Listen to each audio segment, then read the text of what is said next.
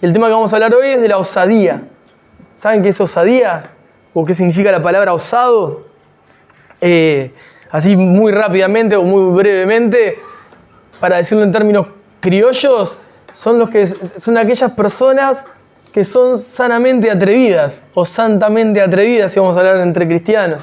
Aquellas personas que frente a los peligros o frente a las dificultades o frente a momentos importantes o a momentos decisivos tienen esa capacidad de enfrentar lo que tienen por delante.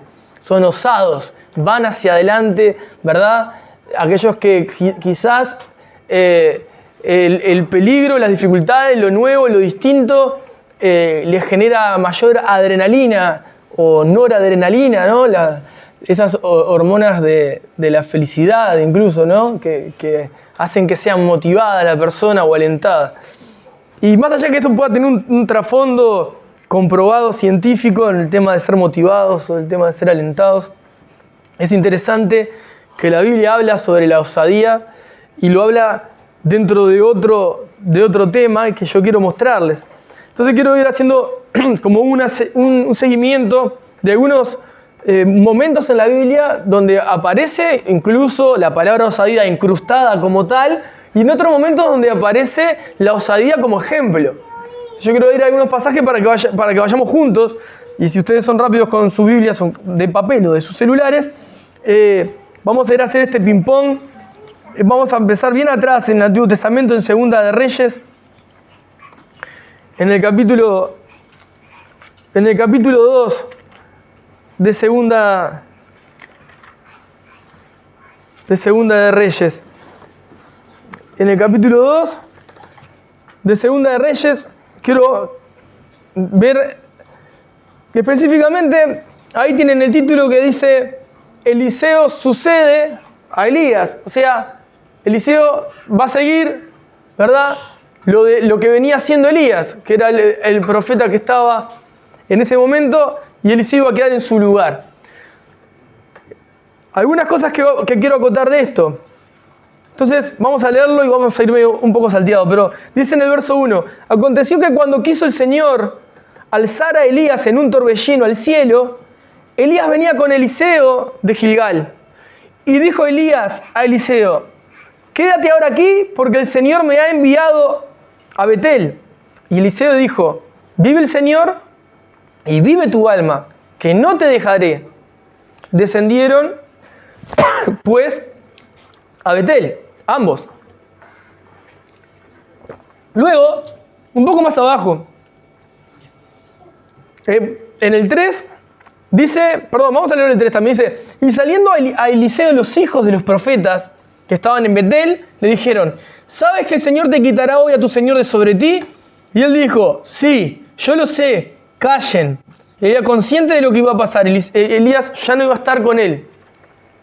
Elías le volvió a decir: Eliseo, quédate aquí ahora, porque el Señor me ha enviado a Jericó. Y él dijo: vive el Señor y vive tu alma, que no te dejaré. Vinieron pues a Jericó. Otra segunda vez vuelven los hijos de los profetas a decirle que va a ser quitado Elías. Y él vuelve a decir: sí, lo tengo claro, callen. Luego vuelve nuevamente Elías a rogarle que se quedara porque Dios lo había enviado al Jordán. Y otra vez Eliseo dice: vive el Señor y vive tu alma, que no te voy a dejar. Por lo tanto, fueron también al Jordán juntos. Luego, un poco más adelante, le dice Elías a Eliseo en el verso 9. Dice, vamos a leerlo antes, un poquito antes. En el 6 dice Elías a Eliseo, ¿verdad?, que se quedara porque iban al Jordán, y luego él dice que no se va a mover. En el 7 dice que vinieron 50 varones de los hijos de los profetas y se pararon delante de ellos a lo lejos, y ellos dos se pararon junto al Jordán. Tomando entonces Elías su manto, lo dobló, lo golpeó en las aguas se apartaron, o sea que hubo un milagro, y pasaron ambos en seco.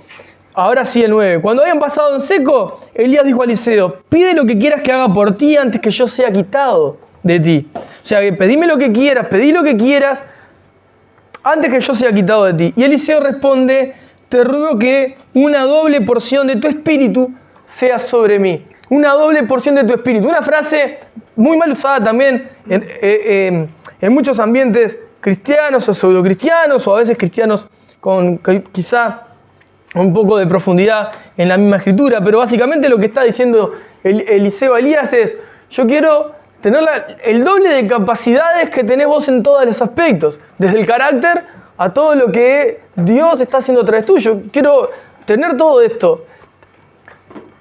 Eliseo podía haber dicho otra cosa, podía haber pedido otra cosa. Eso ya nos da un indicio de cómo Eliseo se encontraba frente a cómo se veía él como persona, ¿no? Y cómo veía a Eliseo. Luego, un poco más adelante, bueno, en fin, en el medio sucede que Elías le dice, bueno, eso va a suceder si cuando venga de Dios por mí, vos estás presente en ese momento, ves ese momento cuando Dios me tome y me lleve, ¿verdad? Entonces en el verso 15 dice, en el verso, vamos a leer el 11. Y aconteció que, yendo ellos y hablando, y aquí un carro de fuego con caballos de fuego apartó a los dos, y Elías subió al cielo en un torbellino, o sea que el Señor se lo llevó. Viéndolo Eliseo, en el 12 clamaba, Padre mío, carro de Israel y su gente de a caballo.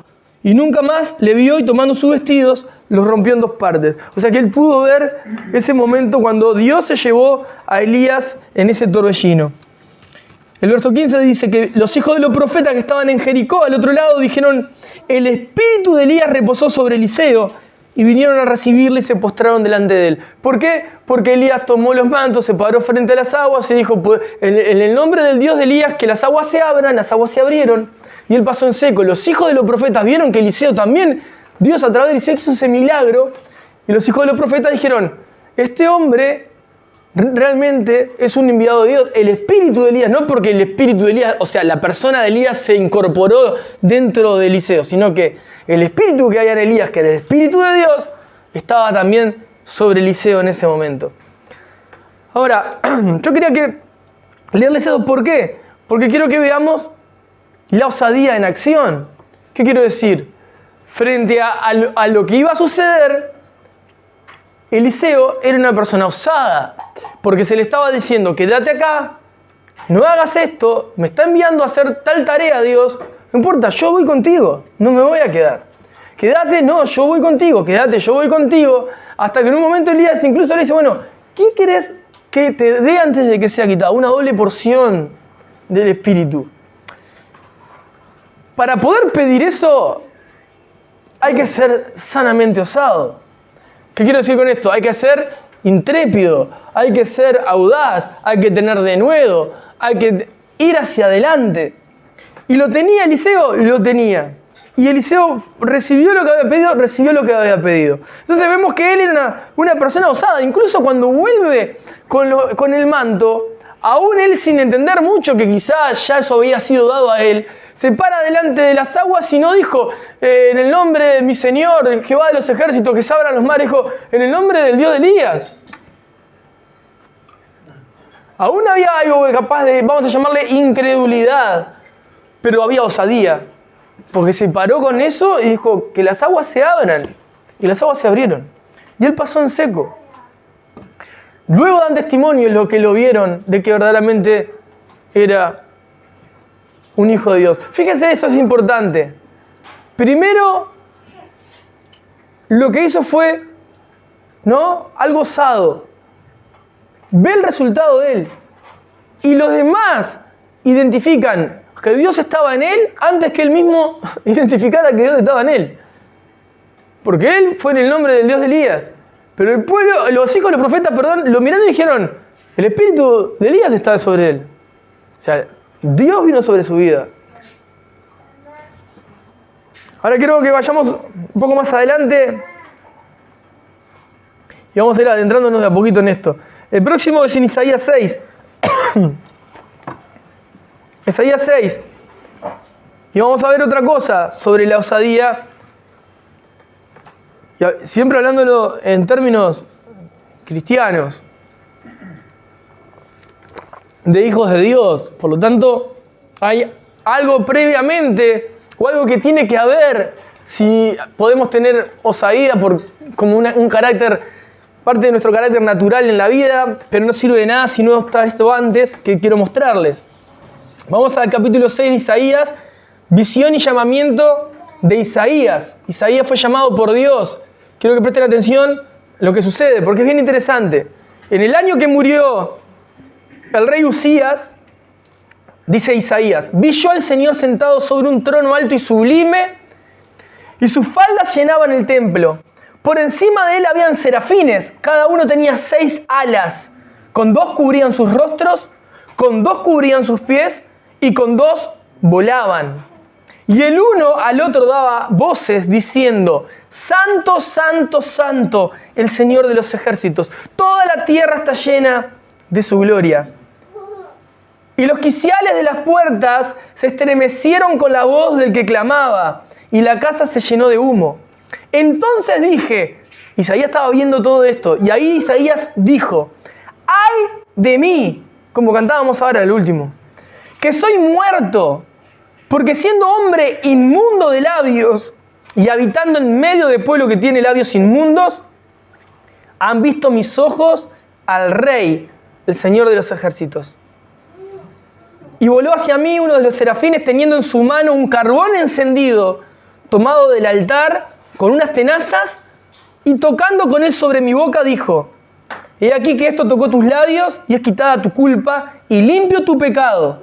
Después oí la voz del Señor que decía, ¿a quién enviaré? ¿Y quién irá por nosotros? Entonces respondí yo, heme aquí, envíame a mí. Y dijo Dios, anda y di a este pueblo, oigan bien y no entiendan, vean por cierto, mas no comprendan. Engruesa el corazón de este pueblo y agrava sus oídos y ciega sus ojos para que no vea con sus ojos, ni oigan con sus oídos, ni su corazón entienda, ni se convierta y haya para él sanidad. Y yo dije, ¿hasta cuándo, Señor? Y respondió, hasta que las ciudades estén asoladas y sin morador, y no haya hombres en las casas, y la tierra esté hecha un desierto, hasta que el Señor haya echado lejos a los hombres y multiplicado los lugares abandonados en medio de la tierra. Y si quedare aún en ella la 10ª parte, ésta volverá a ser destruida. Pero como el roble y la encina, que al ser cortados aún queda el tronco, así será el tronco, la simiente santa. Amén. Ahí está el llamado de Isaías. Isaías es llamado, y yo quiero que veamos primeramente dónde está la osadía. La osadía de Isaías está en pararse delante de Dios y decir, heme aquí, envíame a mí. Yo, Señor, yo voy. Yo, Señor, yo voy. No es, estoy esperando que el Señor me diga que vaya. El Señor preguntó, ¿quién va? Yo voy, envíame a mí. Ni siquiera le dijo a él, preguntó en general. Y es, heme aquí, envíame a mí. Una frase también que se ha hecho canción en un montón de canciones durante años y años y años. Ahí está la osadía de Isaías, al pararse delante del Señor y decirle, heme aquí, envíame a mí. Yo estoy, yo voy. Ahora, la osadía de Isaías no serviría de nada si antes no hay otro ingrediente que tiene que estar presente en la vida de Isaías y en la vida de todo cristiano, que es santidad. Si ustedes prestan atención, Isaías cuando ve todo lo que está sucediendo y la gloria de Dios, él dice, ¡ay de mí que soy muerto! Reconoce quién es delante de Dios, estoy muerto. Y dice, porque siendo hombre inmundo de labios, un mal hablado, una persona inmunda de labios, él reconoce su pecado. Y habitando en medio del pueblo que tiene labios inmundos. No solo yo, sino yo sé que estoy rodeado de pecado. Dice, han visto mis ojos al Rey, el Señor de los ejércitos. Al reconocer su pecado, al reconocer la gloria de Dios, al reconocerse como pecador y al temer por su alma, ese ángel toma ese carbón encendido del altar y ese carbón encendido como fuego representa al Espíritu Santo y el altar era donde se sacrificaban en holocausto, ¿verdad? los corderos para poder apaciguar la ira santa de Dios. ¿Y qué sucede? El altar representa la sangre de Cristo. Entonces un carbón tomado del altar representa el Espíritu Santo y a Jesucristo. Y Isaías estaba siendo perdonado por el sacrificio de Cristo y la obra del Espíritu Santo de santificación en él.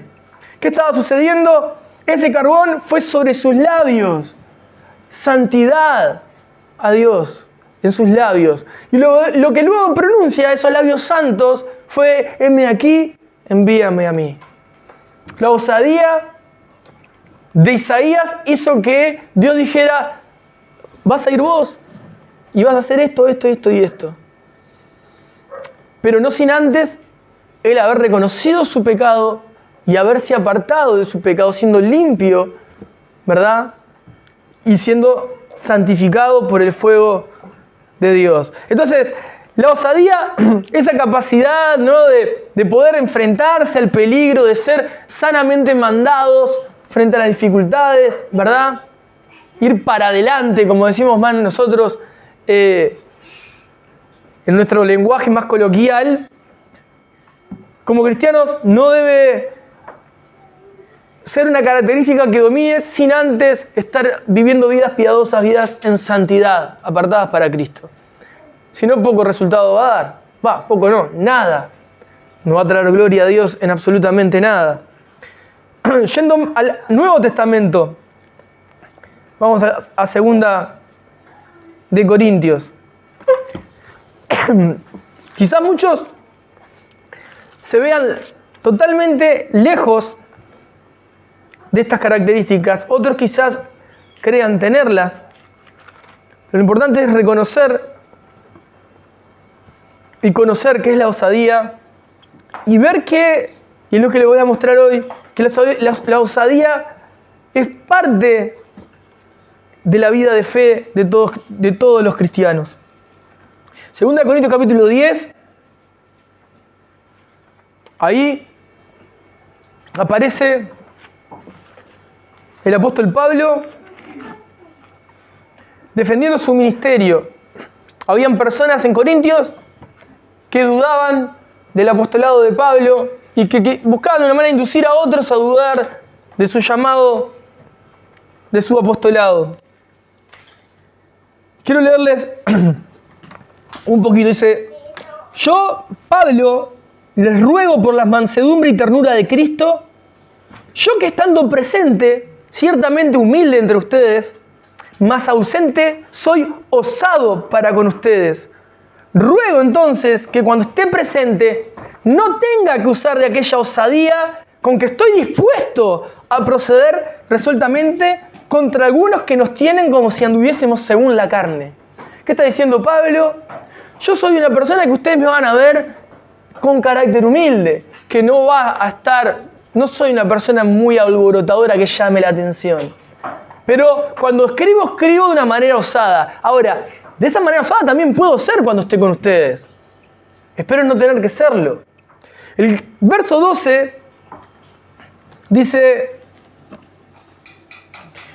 porque no nos atrevemos a contarnos ni a compararnos con algunos que se alaban a sí mismos, pero ellos, midiéndose a sí mismos por sí mismos y comparándose consigo mismos, no son juiciosos. Ahí demuestra, obviamente, lo que les decía, que estas personas se estaban colocando en un lugar que, obviamente, no correspondía. Vamos a ir al capítulo 11 y vamos a leer, para no irnos muy largo,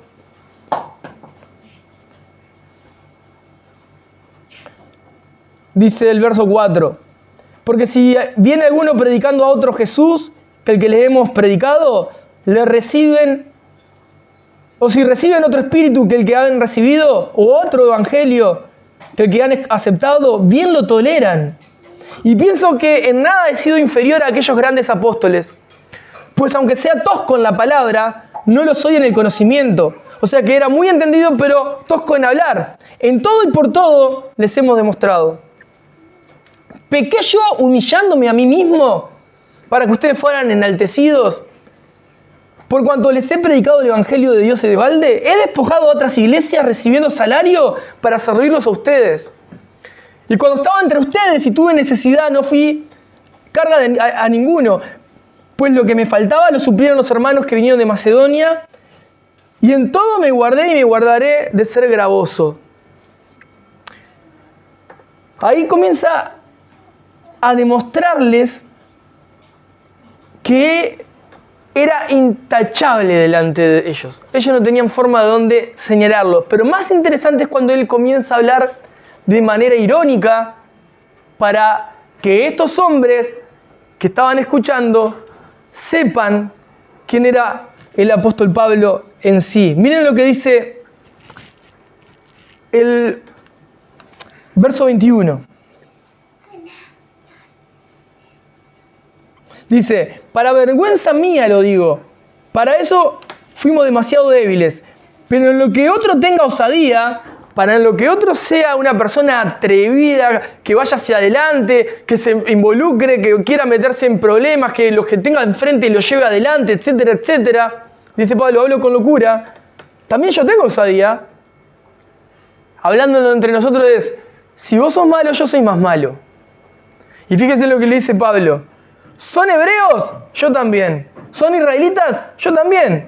¿Son descendientes de Abraham? También yo. ¿Son ministros de Cristo? Como si estuviera loco lo hablo. Miren lo que responde ahí. Yo más. En trabajos, más abundante. En azotes, sin número. En cárceles, más. En peligros de muerte, muchas veces. De los judíos 5 veces he recibido 40 azotes menos 1.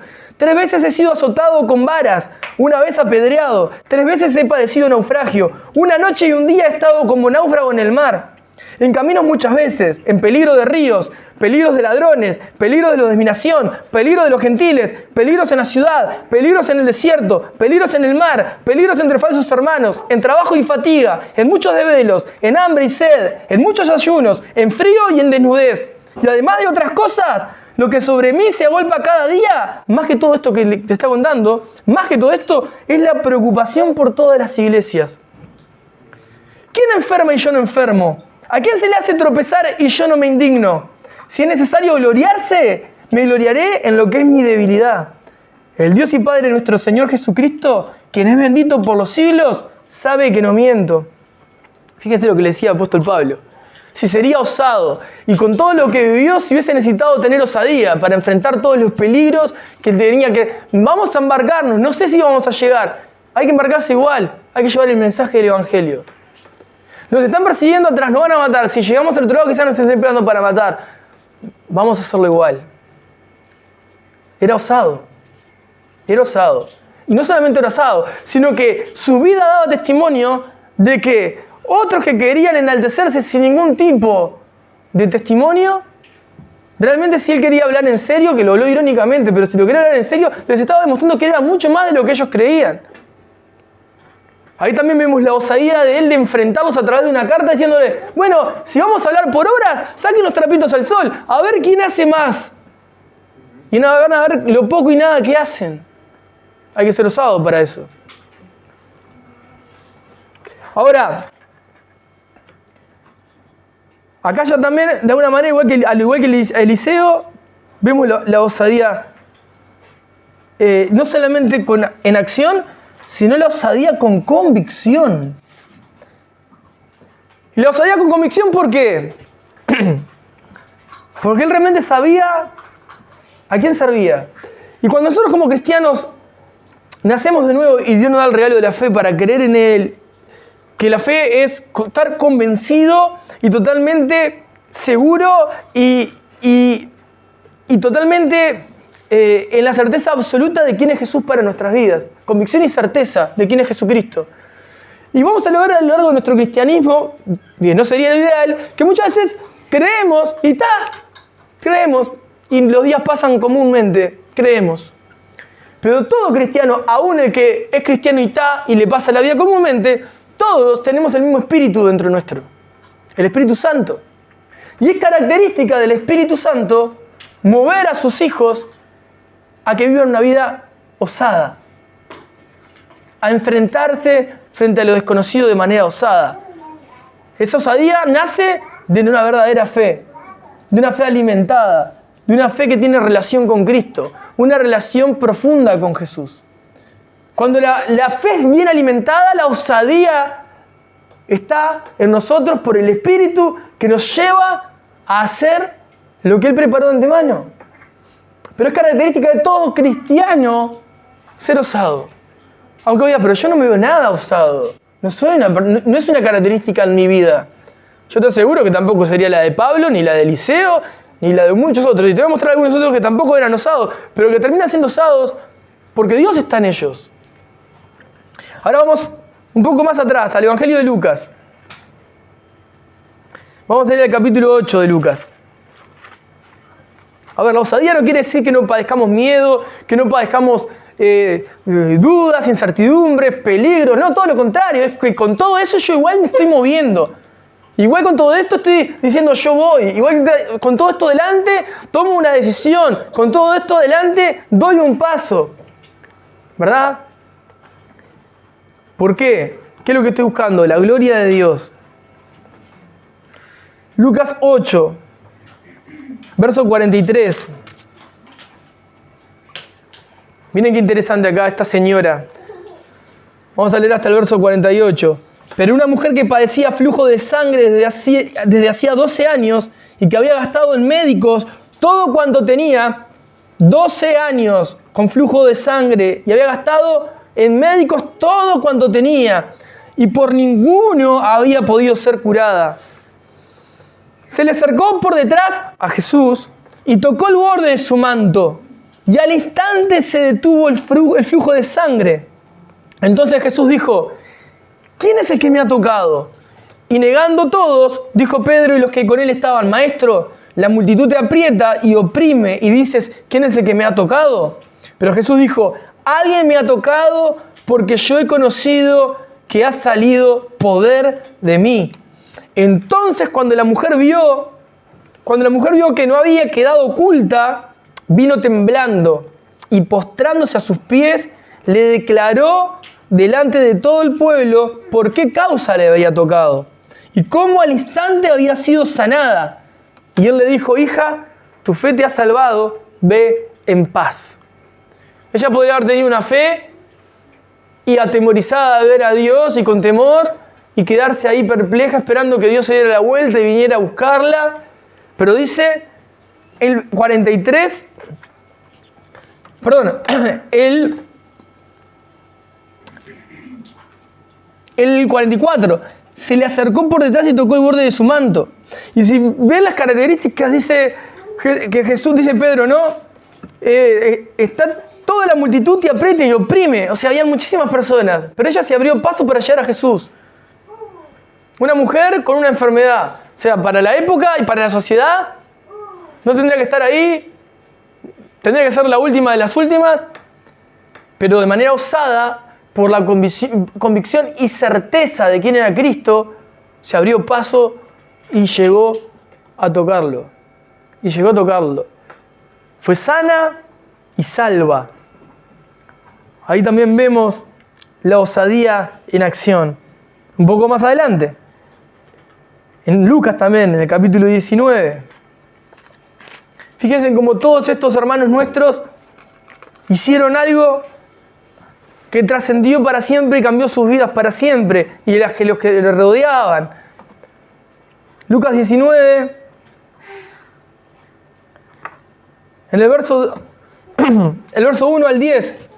Habiendo entrado Jesús en Jericó, iba pasando por la ciudad, y sucedió que un varón llamado Zaqueo, que era jefe de los publicanos y rico, procuraba ver quién era Jesús, pero no podía a causa de la multitud, pues era pequeño de estatura. ¿Y qué hizo de manera osada? Y corriendo delante, subió a un árbol sicómoro para verle, porque había de pasar por allí. Cuando Jesús llegó a aquel lugar, mirando hacia arriba, le vio y le dijo: Zaqueo, date prisa, desciende, porque hoy es necesario que pose yo en tu casa. ¿Qué hizo? Se abrió paso, se fue delante de todos, se sube al árbol para poder ver a Jesús. Obviamente, recalcamos siempre la fe. Pero la fe tiene características. Una fe bien alimentada tiene una característica que hace que uno lleve ciertas acciones. Esa característica se llama osadía. La osadía, esa forma de enfrentar las cosas, de tomar decisiones atrevidas, ¿verdad? Cuando otros quizás quedaban paralizados, perplejos, atemorizados o no harían absolutamente nada. Nuestra capacidad humana, nuestro carácter humano, muchas veces, sin Cristo como cristianos, o sin estar alimentado del Espíritu, sin una vida llena del Espíritu Santo, posiblemente sea una vida pasiva. Tengo convicción y certeza de quién es Jesús. Yo estoy seguro de quién es Jesús. Sé que me salvó, sé que me dio una nueva vida. ¿Qué estás haciendo que demuestre que esa vida que te transformó realmente fue transformada y está dando testimonio de que es Él? Absolutamente nada. Vivo comúnmente como todos los días, como cualquier persona común. Bueno, hay algo raro, porque los testimonios de la Biblia son por todos lados. Y no hay uno que diga, y vivió su vida común y corriente sin hacer absolutamente más nada que vivir el día a día, pero solo entendiendo que fue salvo. No. Todos se pusieron a disposición de Jesús y tomaron riesgos. Otros se enfrentaron al peligro de muerte. Si quieren saber cómo murió Isaías, la cultura judía general enseña la historia que fue cerrado al medio. Fue el profeta de Judá y de Israel por 40 años, para después morir aserrado al medio. Pero esos 40 años les aseguro que Dios lo usó tremendamente. Nosotros no tenemos idea cuál va a ser nuestro fin en Cristo Jesús. Quizás podamos morir naturalmente y listo. Quizás otros no. Pero la realidad es que la vida cristiana es una vida osada. La verdadera vida cristiana, esa vida que es profunda en Cristo, con cimientos profundos, es osada.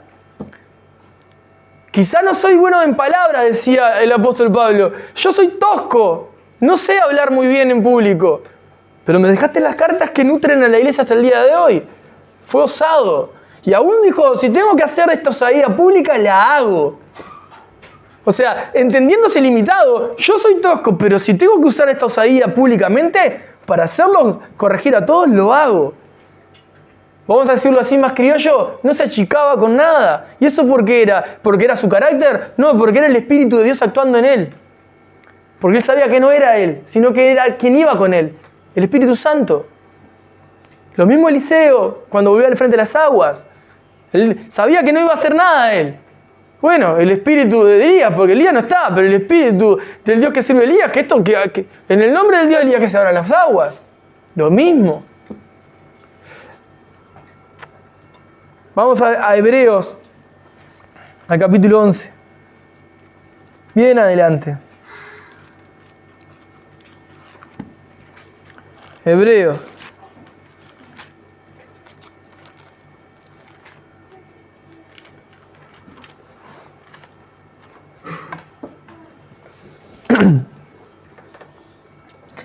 Y en el verso 1 tenemos esa definición que la mayoría conoce sobre la fe, esa breve definición.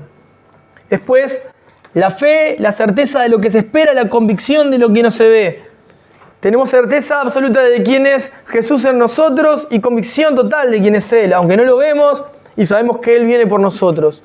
Ahora, fíjense, porque este capítulo 11 habla de la fe de tantos hermanos nuestros que Dios usó en la historia.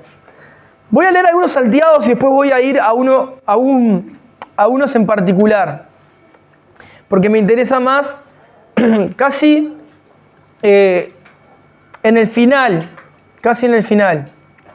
más o menos vamos a ir al verso 32, pero quiero leerles 2 o 3 antes. Por ejemplo, vamos a leer el verso 8. Por la fe Abraham, siendo llamado, obedeció para salir al lugar que había de recibir como herencia y salió sin saber a dónde iba. Por la fe. Bien, tenía convicción total de que Dios lo estaba llamando, pero esa fe estaba tan alimentada que él fue osado frente al peligro. Dijo, sí, yo voy. Yo lo hago, Señor. Yo sé que no tengo ni idea para dónde voy a ir, pero sé que vos me estás llevando. Vos vas a resolver. Y si nosotros nos vemos naturalmente, creo que nosotros si no tenemos día, fecha y hora y agenda y que no sé cuánto y que no sé qué, no nos ponemos aunque parezca muy telenovela, no me gusta mucho, pero no nos colocamos en esta aventura de mañana tengo el día libre, no tengo ni idea qué va a pasar. Hagamos algo que quizá Dios quiera hacer algo con nosotros. Creo yo, nadie, voy a usar este término, no se muere, esta expresión, se muere de ganas de ser usado por Dios. Es decir, Dios, me estás usando para hablarle a una persona. Dios, me hiciste cruzarme con X persona que se apartó de vos hace años. Dios, me pudiste poner a una persona que hacía años no veía y le pude hablar de Cristo, el Salvador. ¿No tiene nadie esa pasión, ese fuego encendido en sus corazones? Por ejemplo, dice, vamos a leer el 21. Por la fe Jacob, al morir, bendijo a cada uno de los hijos de José y adoró apoyado sobre el extremo de su bordón. ¿Qué está hablando ahí? Bendijo a cada uno de los hijos de José. Ahí estaban las tribus, que después iban a ser obviamente usadas por el Señor. Y adoró apoyado sobre el extremo de su bordón. Después, el 23, por la fe Moisés, cuando nació, fue escondido por sus padres por 3 meses porque le vieron niño hermoso y no temieron el decreto del rey. Eso también fue por fe, pero se estaban enfrentando a un decreto de un rey. O sea que para eso no solamente necesitaban la fe, sino una fe bien alimentada, bien cimentada y verdaderamente, vamos a decir así, activa, aunque no me guste ese nombre, para ser osados frente a lo que estaban decretando, frente a lo que ellos creían. Sus convicciones fueron más importantes y más profundas que un decreto de un rey, que la misma ley que estaba estableciendo el rey. Después, por la fe, el 24, Moisés, hecho ya grande, rehusó llamarse hijo de la hija de Faraón, porque él fue adoptado, podría haber sido uno más de los egipcios. Escogiendo el 25, antes ser maltratado con el pueblo de Dios que gozar de los deleites temporales del pecado. Fíjense eso, lo que dice ahí. Prefirió ser maltratado con el pueblo de Dios antes de qué? Dice, de gozar de los deleites temporales del pecado. Teniendo por mayores riquezas el vituperio de Cristo que los tesoros de los egipcios, porque tenía puesta la mirada en el galardón. Por la fe dejó a Egipto, no temiendo la ira del rey, porque se sostuvo como viendo al invisible. Una fe realmente osada. Vamos a ir al 32. ¿Y qué más digo? Porque el tiempo me faltaría contando de Gedeón, de Barak, de Sansón, de Jefté, de David, así como de Samuel y de los profetas.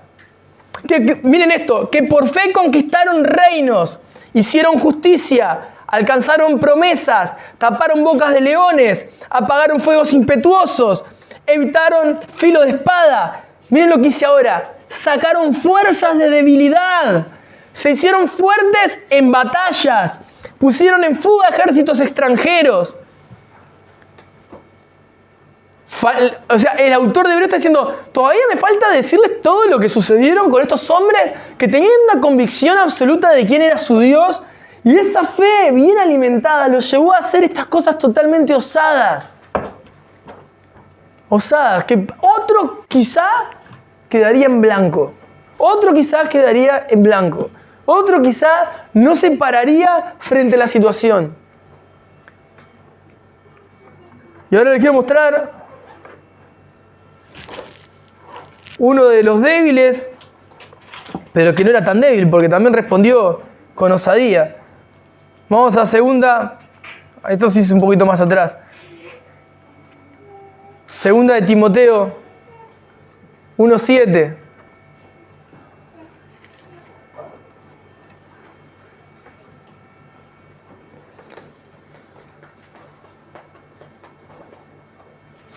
Segunda de Timoteo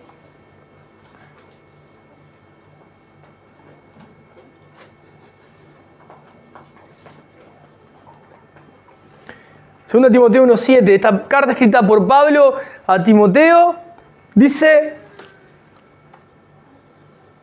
porque no nos ha dado Dios un espíritu, o Dios espíritu de cobardía. Espíritu de cobardía.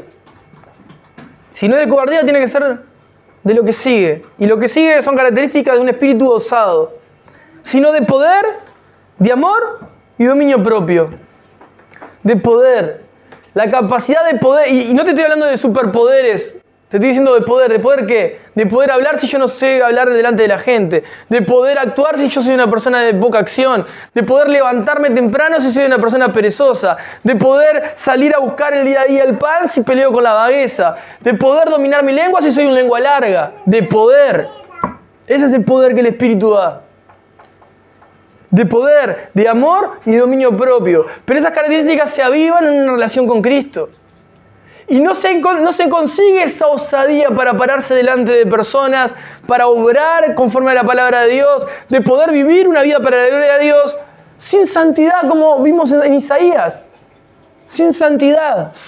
Porque te aseguro que muchos pueden verse como Timoteo, frustrados, atemorizados, con problemas físicos, con enfermedades. Pero Pablo le escribía para motivarlo, para alentarlo. Mirá que el espíritu que está dentro de vos no es como vos. Es un espíritu osado. Es Dios mismo, llevando su obra a través de personas pecadoras. Fíjate si no hay osadía en Dios en eso. Ahora, ¿eso quiere decir me voy a llevar el mundo por delante? No, claro que no. Pero sí que yo si realmente estoy alimentando mi vida en Dios, voy a ver las obras de Dios manifestarse en mi vida, en mi mente, en mi corazón, en mi familia, y voy a salir a dar lo que he recibido de gracia, a salir, porque me pesa, porque me es impuesto, porque lo deseo, porque estoy siendo osado, no porque sea mi característica, sino porque el Espíritu de Dios habita en mí y me impulsa a vivir así. Cualquiera de nosotros que no se encuentre en esta realidad necesita alimentar su relación con Cristo. Y no en una reunión de 2 horas, en una vida consagrada para Jesús. Una vida que hay que tomar riesgos, una vida que hay que tomar decisiones, una vida que hay que enfrentarse a lo que no le gusta, una vida que hay que se para y habla lo que no diría, hace lo que no haría. Funciona de manera que yo en otro momento no haría esto, pero Dios me lo enseñó y Él me va a dar las fuerzas para hacerlo. El que siempre fue inconstante en todo comienza a ser constante. El que antes esperaba que le bajara del cielo todo, se para y dice, necesito esto, Dios, quiero esto otro. Señor, voy por esto, contá conmigo con esto, Señor, lo voy a hacer. Porque Dios ya nos llamó, no va a haber otro llamado. ¿Entiendes lo que quiero decir? Dios ya te llamó, te salvó. Ahora en más, vivimos para servirle. Todo lo que tengas a tu mano, que dé gloria a Dios, hacelo según tus fuerzas. No es más misterio, es la voluntad de Dios, no es la voluntad de Dios. Es todo lo que dé gloria a Dios, es la voluntad de Dios. Es el tiempo, no es el tiempo. El tiempo no era cuando estabas muerto, ahora naciste de nuevo. Es el tiempo para servir a Dios en cuanto todo lo que busques para darle gloria a Dios sea así. O sea, si vos estás buscando la voluntad de Dios, es vivir una vida consagrada para Cristo. Y el primer filtro que tengo es que lo que vaya a llevar, o vaya a hacer, o vaya a decir, lleve la gloria de Dios, manifieste la gloria de Dios. O sea, ¿qué quiero decir? Que Dios se haga conocer a través de eso. Que eso edifique la iglesia, que eso edifique a personas que no conozcan, que eso pueda edificar tu vida personal, lo que fuere. Esas son cosas secundarias. El primer fin es que sea Dios visible en eso. Dios visible. ¿Entienden? Entonces, yo miro esto, leo a estos hermanos nuestros que hicieron grandes cosas, que también tenían un temor reverente a quién es Dios. No jugaron con el Evangelio. Dieron su vida por el Evangelio. Y me frustro. Y no me frustro por pensar en ustedes, me frustro por mí. Porque deseo fervientemente vivir una vida así. 24/7. A disposición de Cristo. Como hay un ministerio por ahí, ¿no?, de tantos años que se llama Cristo para las Naciones. Bueno, nosotros tendríamos que vivir de esa forma, ¿no? Llevando a Cristo para las naciones. Y de hacer discípulos a todas las naciones, bautizándolos en el nombre del Padre, del Hijo y del Espíritu Santo. Nos formamos como cristianos para dar a conocer a Cristo. Y en ese andar, Dios nos bendice de maneras que son impensables. Pero nosotros no estamos corriendo tras las añadiduras, las bendiciones de Dios. Ponemos nuestra vida a disposición de Cristo. Buscamos que Cristo sea exaltado. Damos nuestro tiempo para que otro, como dice Pablo, ¿quién no enferma y yo no enfermo? ¿Quién no tropieza y yo no me indigno? Sacrifica su vida, pero no en primera instancia por el prójimo, para que la gloria de Dios se manifieste en el prójimo, para que Dios se lleve la gloria, porque entendió que Jesús lo llamó a servirle a donde quiera que vaya, a donde quiera que esté. Somos embajadores de Cristo en la tierra. A ver, Dios te llamó para que vos hables de Jesús a las personas. Para que les hables de Jesús a las personas. Para que las personas se salven como Dios te llamó a vos para salvarte. Para que se vea en tu vida, indudablemente. Isaías fue, heme aquí, en santidad. Vas a pararte de cualquier manera delante de Dios. Vas a pararte delante de gente incrédula en nombre de un Dios en el cual vos no vivís como Él pide. Y vas a estar en falta, indudablemente. Te va a ver, si querés ponerle más espiritual, el enemigo, Satanás y sus demonios, y se van a reír. Pero vos estás buscando agradar a Dios en temor, en la intimidad, desde el lugar donde nadie te ve. Y en esa gracia podés decir, Señor, envíame, estoy acá. Y más, si estás escuchando todo esto y dices, estoy a kilómetros, años luz de ser así, es bien innecesario que podamos ser sinceros delante de Dios y decir, Señor, lo bueno de todo esto que no es la persona misma que lo estaba haciendo, sino el espíritu que estaba en la persona, que es el que tengo yo. Por lo tanto, si yo me alimento en mi relación contigo, ¿me vas a impulsar a ser así? Claramente que sí. Ahora, cuando tu semana, tu mes, o peor aún, tu año, no manifiesta la gloria de Cristo, el resultado o el diagnóstico es, no está habiendo una relación profunda con Jesús. Y eso no te lo tiene que diagnosticar otra persona, ni tampoco el pastor te tiene que venir a dar un palo por la cabeza. Sencillamente es decirte, prende la luz amarilla de alerta porque tus años se van, tu vida se va, y sos un instrumento que Dios escogió para su gloria.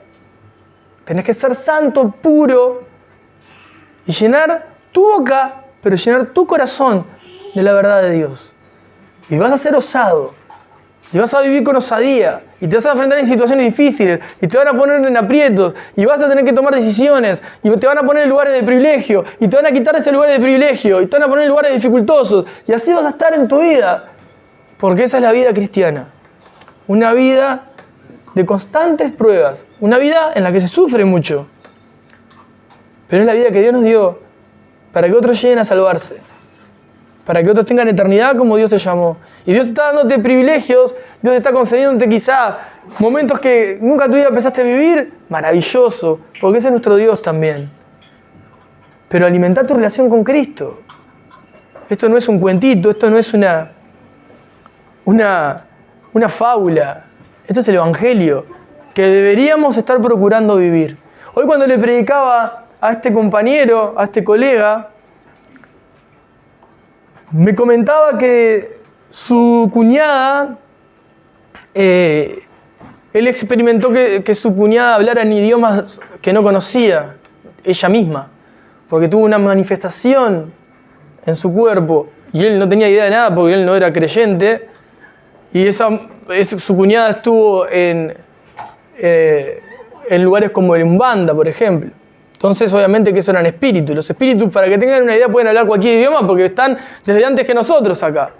Entonces conocen todos los idiomas y te pueden hablar de cualquier idioma. Si el espíritu toma el cuerpo de una persona, puede hablar español porque estamos acá en español, pero puede hablar en cualquier otro idioma. Y lo que él experimentó sin ser cristiano, sin ser creyente, y siendo escéptico, ver a su cuñada hablando en idiomas que ella jamás hablaría porque ni siquiera apenas habla español. Y él se dio cuenta que eso no es pavada. Un incrédulo y un cristiano tiene que tenerlo bien presente más todavía. Esto no es pavada. El Evangelio es para gente débil que se hace fuerte en Dios. Señor, soy débil, pero tu espíritu que me haga fuerte. Necesito salir a la batalla. Necesito salir a la batalla. Tengo que estar en el campo de batalla. Tengo que salir, como dicen los misioneros, al campo misionero. Tengo que salir al campo, le dicen ellos. Sí, cuando los misioneros cuando salen dicen, vamos al campo, porque el campo misionero, ¿qué es eso? Es el campo de batalla, a donde van a llevar el evangelio. Aunque hoy quizá el ministerio de los misioneros quizá está tan tergiversado hoy en día que quizá lo usan más para viajar de lugar en lugares cómodos en vez de meterse en una boca del lobo. Pero la realidad es esa. Nosotros estamos llamados a estar en el campo, ahí, entre la gente, entre las personas que tienen necesidad. No para ver que ellos digan con envidia, qué linda vida que tenés. No únicamente, sino para que cuando ellos lo digan, esta vida la puedes tener también vos. Esta vida se ofrece gratuitamente a todo el que tenga sed y tenga hambre. El que tenga sed, dice Jesús, venga a beber, y el que tenga hambre, venga a comer.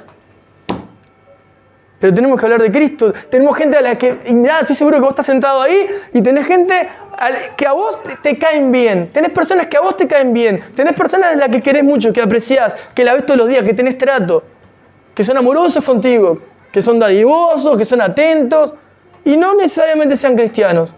Van a ir al infierno. ¿Los amás? Van a ir al infierno.